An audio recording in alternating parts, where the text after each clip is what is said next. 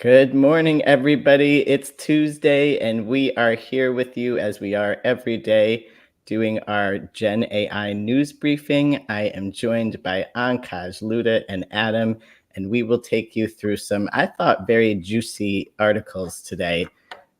We're going to pull them up in a moment. Ankaj has done some great selections for us.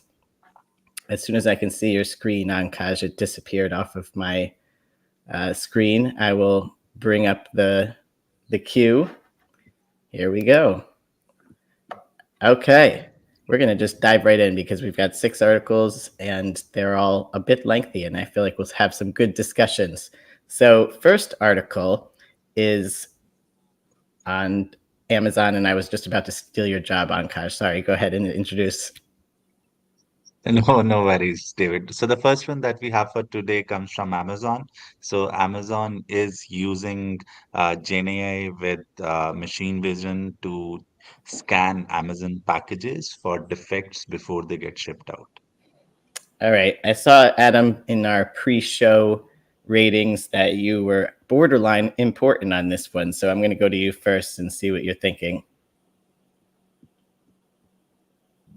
Yeah, I was borderline important. In some ways, I think it's probably an extension of technology they already have that wasn't using generative AI. They've certainly been a big user of automation, and I'm sure various other forms of artificial intelligence, just not large language models and generative AI. So I wasn't that blown away, but I did start to think about for AI leaders, considering within workflows and within manufacturing, sort of parallel ways that they could, by analogy, learn from what Amazon's doing here and start considering ways that they can increase efficiency, increase accuracy, reduce loss from incorrect handling and all those sorts of things. So there might be merit. I'm just not sure it warrants sort of a broad enough brush that I would say it's important news for our whole audience. I would elevate it to important, Adam, for the following reason. Because defects is one of the major sources of inefficiency for manufacturing and logistics operations in general. So if you can catch it and reduce the returns, it's a major hit on the bottom line. So the article doesn't go into depth about how technically they're doing it.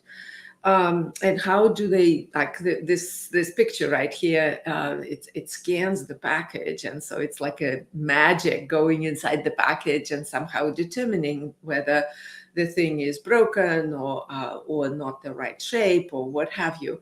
And that's interesting because technically it's not easy. And so the fact that Amazon is doing this is important for the leaders in this space is to know, and it's a lot of companies. It's a huge chunk of the universe, right? So that's why I would elevate it to important. It's a combination of technology that is taking us to the next level. I wish we had a different article on this because why I struggle to recommend this as important. I started fishing around to see if this was sponsored content because the actual write-up was odd. To try to link this to sustainability efforts that as strongly as it did, there was a quote from some VP there saying, this is part of our effort to be more sustainable. I mean, Amazon actually does quite well on sustainability, and when it comes to emissions, they were actually the best out of the 3 big cloud providers last year. TBD where they'll fall this year. They haven't released their report yet, but it seemed like a very strange press release that was repurposed or something. And so I'm hesitant to have the AI leaders spend their time on this. I think I will note what we talked about here in our newsletter.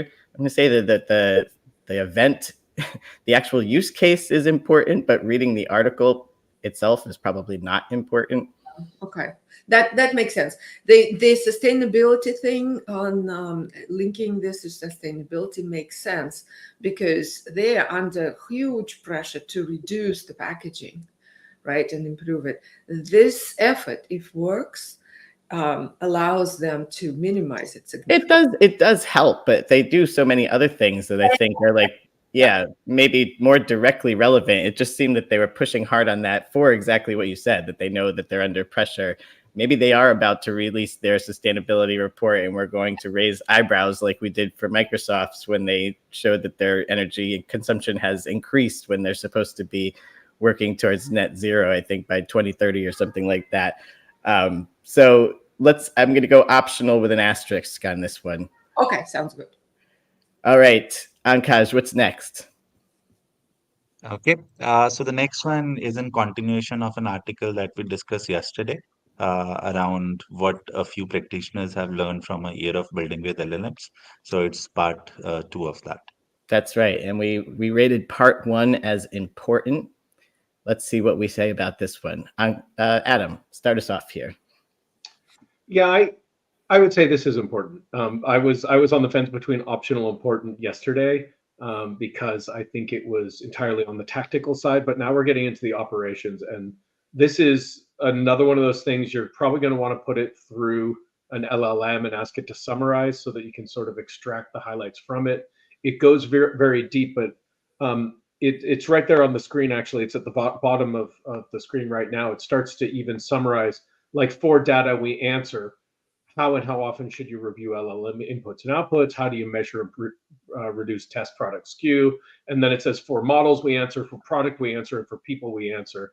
And this is coming from folks on the ground who are actually using this thing day in and day out, and really are understanding the challenges that are being presented right now. So I would say it's important to make sure this is being covered and that these considerations are being noted. Yeah, if I would go important. I argued it yesterday and I would argue today. Um, if I was running a large group of people working with LLMs, I would want these best practices in front of them. Myself, I would read it and I would ask other people to implement whatever they haven't implemented, or if you're not, tell me why. Right? It's a great discussion article on each technique, and make sure that you're staying with the best practices across the board. So for me, I would rate it important, if not higher. Yes, and I'd say this one is one that the AI leader should spend even maybe a little more time with than yesterday, because it just does discuss implications for roles that you might hire, how you would kind of structure the team, etc. So that is definitely gold for them. So we'll go important on this one too, and we will move to the next. And we didn't really state that much that this is operations. So the prior one was how do you build the LLMs, best practices on that. This is how do you actually design them to run them more efficiently, right? So it's about operations, but a lot of the lessons, it's think about the operations when you're designing the whole thing. This is proactiveness was one of the key things through the article. So that's very important. Yes, definitely. And, it's always encouraged to bring designers and some of those roles into the beginning of the process when you're building software and the users. And this argues that it's even more critical with generative AI applications. And I think that's true. So a lot of good messages there. So important it is. What do we have next? Okay, so the next one comes from NVIDIA. So NVIDIA has introduced Project G Assist, and it provides a preview of how AI agents or assistants can enhance games and apps going forward. Yes, lots coming out of NVIDIA again. They revealed their new product roadmap, which shows that they're coming out with yet another chip after Blackwell called Rubin that's ever more powerful. And that was something that sent that stock even higher when you thought it just couldn't go higher. But here we talk about games, and that was their bread and butter to start, as we know. Ludo, what did you think about this one? Well, I rated it optional. It is about games and apps. Apps, in my mind, are more important than games, but I'm not a gamer, so it shows, right? The message, though, is interesting, right? They say, look, it actually will be, this type of technique will be pervasive, and you would need assistance and visual assistance everywhere. And that's where where we're going in general. So I buy this message, but this is very narrow in scope yet. It's early days, so I kind of put it in the optional bucket. Yes, we've read a few articles about kind of what's to come here in terms of being able to use an assistant that can see the screen. This chart that Ankaj has brought up shows that kind of like workflow of how the various types of models are working together to see your screen and to talk back to you.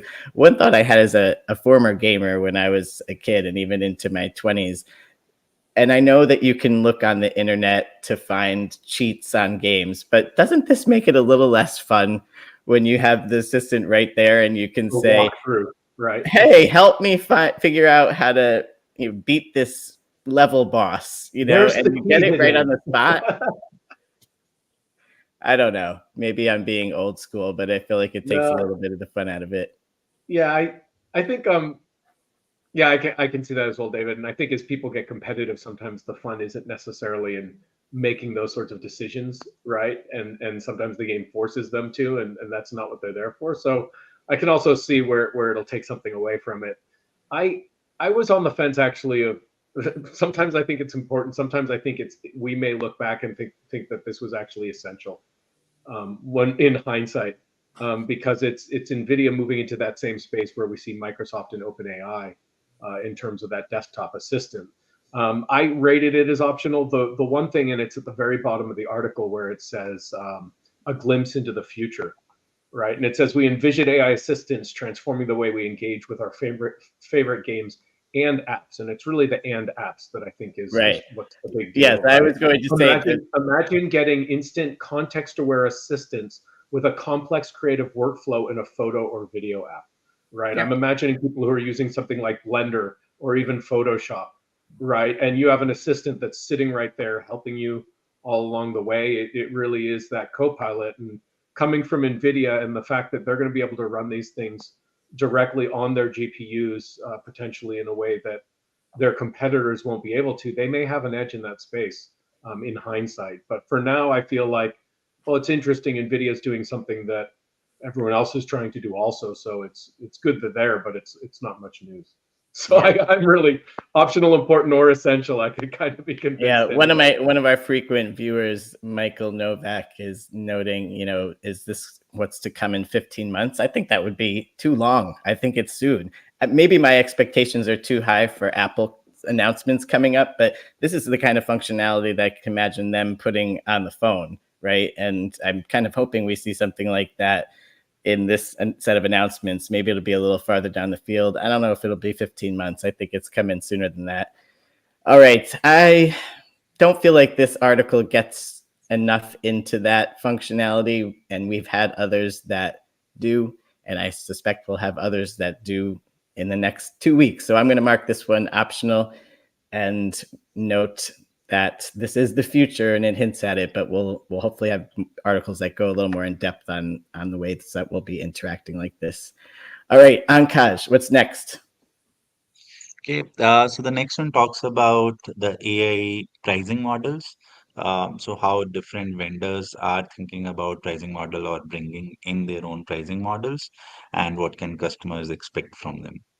Yes, as the author noted, this article is a little confusing and all over the place, but because pricing is a little confusing and all over the place.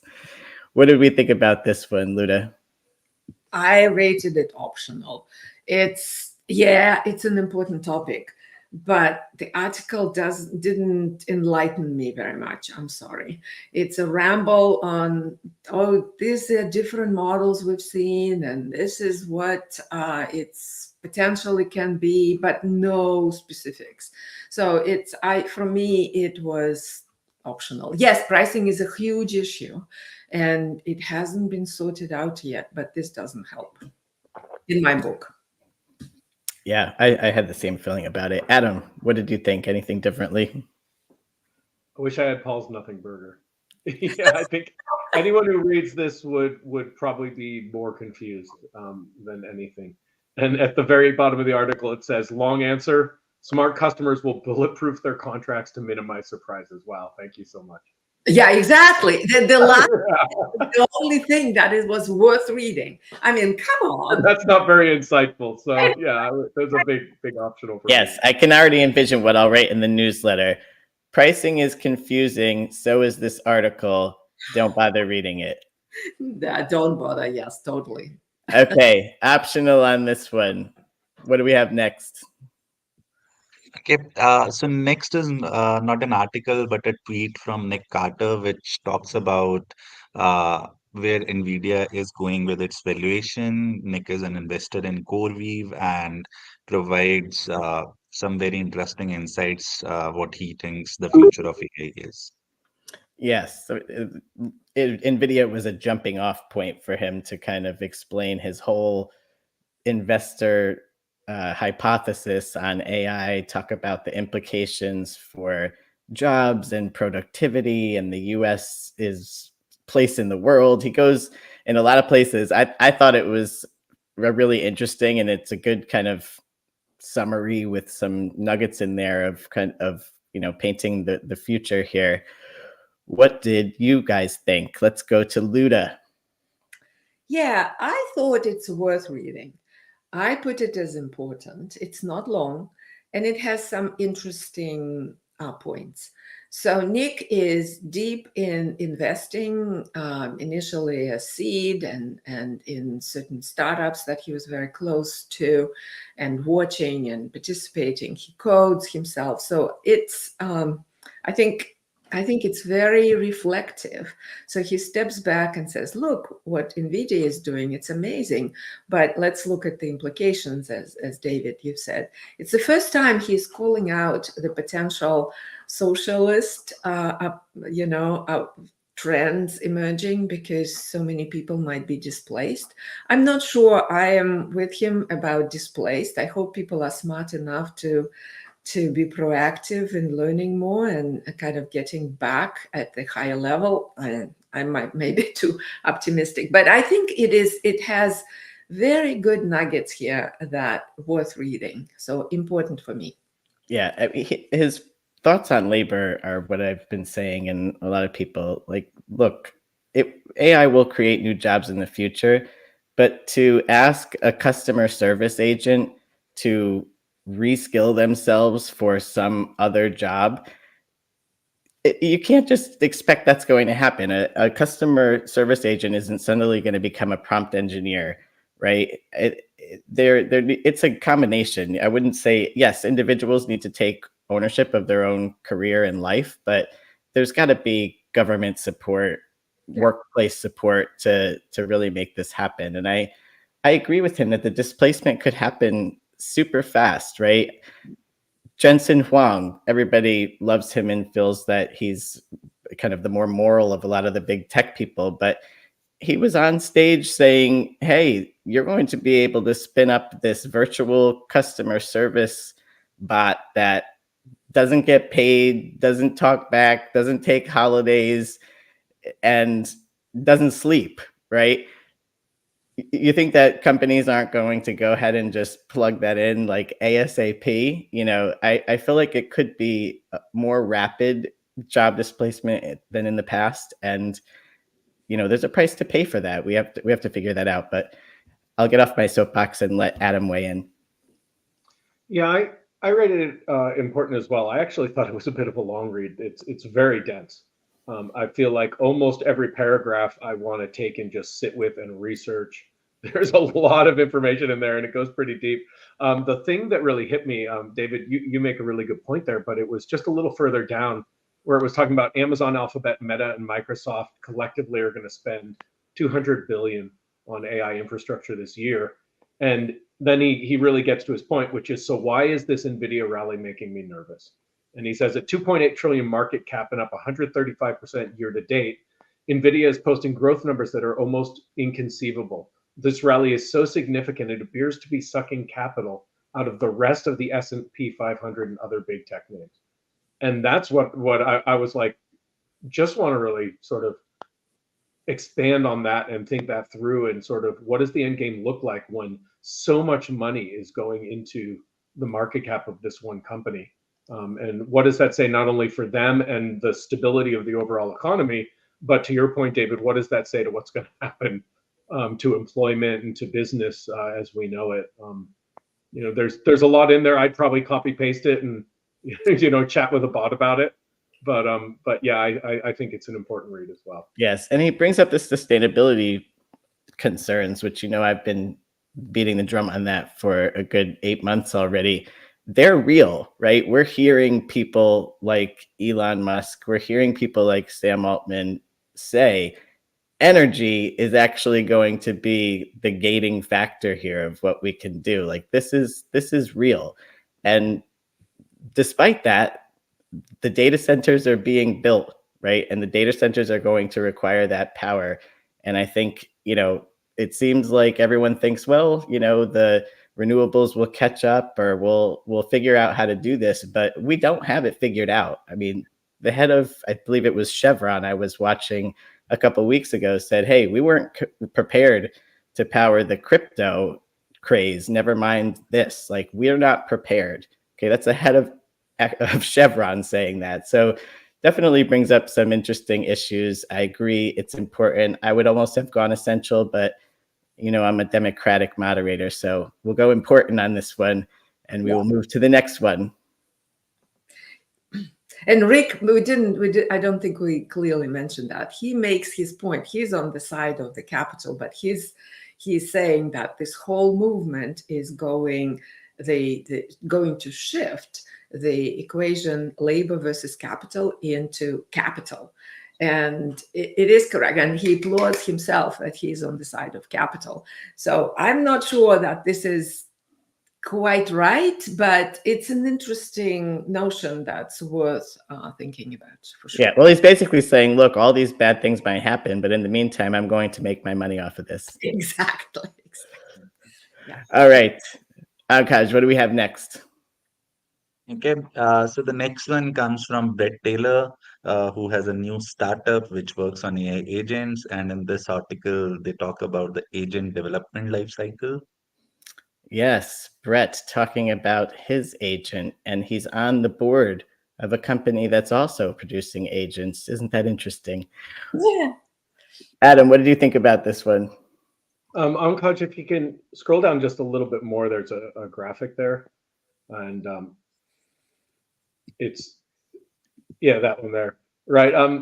It's it looks like it's talking about how the article is basically talking about how with agents, and you need to really re-envision the software development lifecycle, but that's what Sierra, I think, is basically offering. So it seemed a little bit like a commercial to me for their product, and as best I could tell, they aren't actually diverging very much from existing software development lifecycle. They're just making a couple of insights about what you have to take into consideration in that lifecycle with regards to agentic systems, like testing, release, quality assurance, development. That's all standard.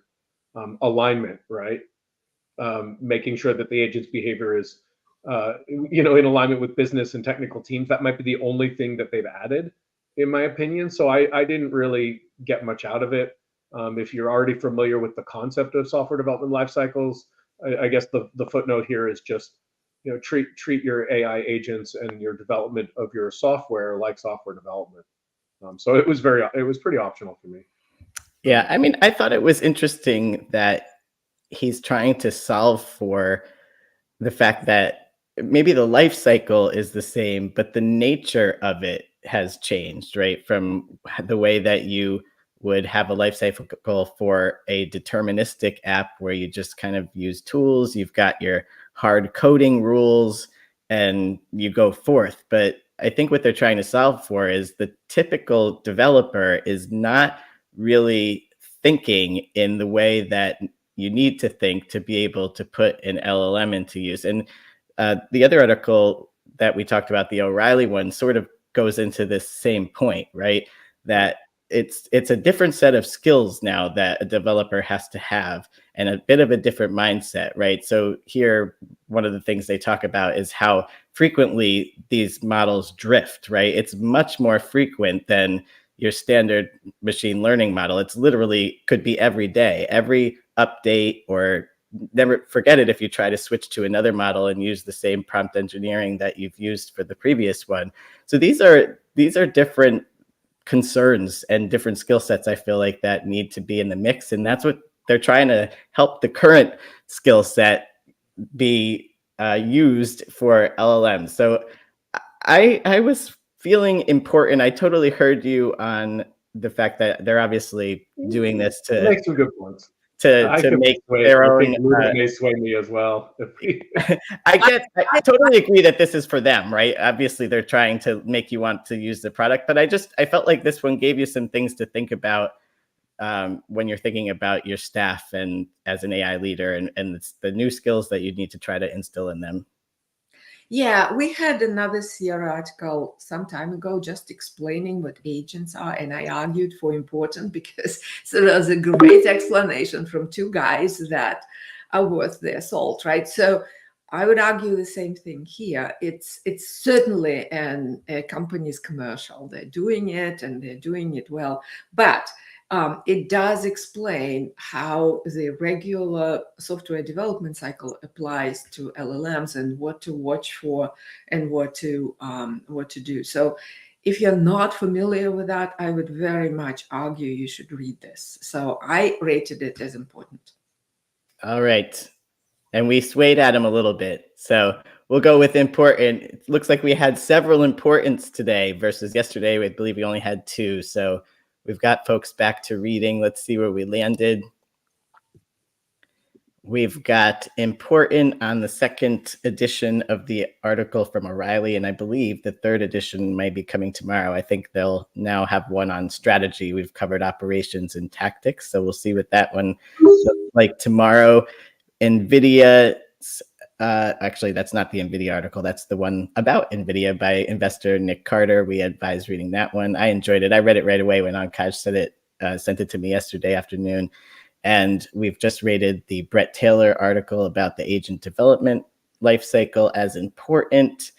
And that closes out our day. If you missed Adam's Learning Lab session last night, that should be posted on our YouTube channel tomorrow. So head over there and make sure you subscribe, and you can see all of our past episodes and past Learning Labs if you haven't seen those already.